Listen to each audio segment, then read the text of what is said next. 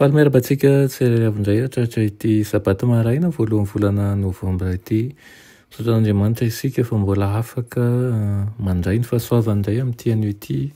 Tafiditra ao anatin'ny volana manaraka isika ary ny rina dia tondra hery ho antsika mandrakariva izany. Lohanderantsika ny amin'ny mofinainan'io dia vavaka isika. Tompoandriamanitra tolotra ianao ny dera ny laza ny asa sy ny voninahitra. Sotraanao izay fa mbola tombontsoa lehibe indray no nananay miaraka aminao anio. Sotra eo izay mbola manome tombonandro anay ihany koa.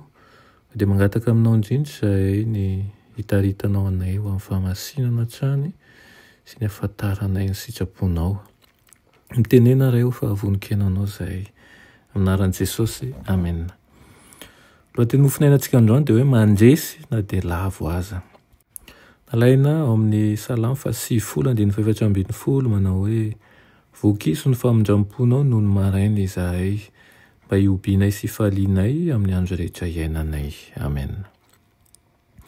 Raha toa ka tsapan'ny voakan'Andriamanitra ny fitondrany azy ireo sy ny fampianarany dia hahita lalana mahitsy ho an'ny tongony sy fahazavana mitarika azy ireo ao anatin'ny aizina sy ny fahakiviana izy ireo.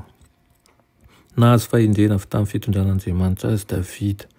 Nilefitra tamin'ny mpanetsetena teo ambanin'ny famaizan'ny avo indrindra izy. Nefa nehonina tanan'ny toetrany Davida marina dia nahatonga an'i Davida hahalala ny fahotany sy nanampy azy hiala tamin'izany. Niraisiny tampim-pahalemem-panahy ny torohevitra nomena azy ary nahetry ny teo anaty an'Andriamanitra ny tenany. Hoy izy manao hoe tsy misy tsiny ny lalan'i Jehovah, mamelombelona ny fanahy. Ho an'ny mpanota mibebaka dia tsy misy antony tokony hamoizam-po rehefa ampahatsiahivina azy ny fahadisoany ary ampitandremana ny amin'ny loza mandindona azy izy. Miseho amin'ireo ezaka atao azy ireo fa tena tia azy Andriamanitra ka maniry ny hamonjy anazy. Ilain'izy ireo fotsiny ny manaraka ny toroheviny sy ny manao ny sitrapony mba andovan'ny fiainana mandrakizay. Sehon'Andriamanitra eo anatrehan'ny olony mpania sy ny fahotan'izy ireo mba hahafahan'izy ireo mibanjina ny halehibehan'izany eo ambany fahazavan'ny fahamarinana avy amin'Andriamanitra ary anjaran'izy ireo amin'izay ny miala amin'izany mandrakizay. Ankehitriny dia mbola mahavonjy antsika ho afaka amin'ny fahotan'Andriamanitra tahaka ny tamin'ny andron'ireo patriarika, ireo trangany zavatra maro izay voarakitra ao amin'ny tantara masina izay maneho ny nanafahan'Andriamanitra ny olona tamin'ny fahadisoany.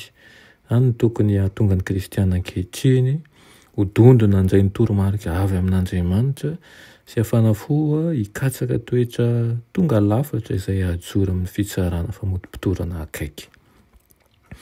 Rehefa mahita ny olona hafa izay mitolona tao anatin'ny fahakiviana tahaka antsika, izay lavo tao anatin'ny fakapanahy tahaka antsika ihany koa kanefa tafarina ihany ary notahian'Andriamanitra, dia tsy misy tokony hahakivy antsika, mampahery sy mampitraka ny fanahy-paniasia ireo teny avy amin'ny tsindrimandran'Andriamanitra. Na dia nanana ny fahalemen'ny olombelona azy ireo patriarika sy ireo apôstôly noho ny finoany dia mahazo laza izy ireo. Niadiny tamin'ny herim-po ary nandresy tambonahitra. Tsy olona tonga lafatra tokoa no nahazo ny fandresena fa ireo izay lavo ka mitraka ary manohy ny dihy. Ninona zavatra miseho eo amin'ny fiainantsika kristiana ankehitriny dia Kristy kosa dia mijery ny ao am-po ary mampitraka mandrakariva mba ahafahantsika mandroso hatrany handresy an'ireo fakapanahy rehetra ireo. Okany isika hifanohatohana tsy ho lavo ary hifanampy ny amin'ny toe-javatra rehetra ihany koa. Vavaka isika, ry Tompoandriamanitra mbola misaotra anao izay ny amin'izany toromarika nomenao anay amin'ity maraina ity. Okany ho tanteraka amin'ny fiainanay tokoa ilay voasoratra hoe vokiso ny famindram-pona noho ny maraina izahay mba hiobinay sy hifalianay amin'ny andro rehetra iainanay.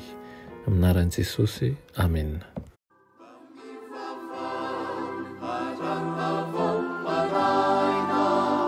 Sarovina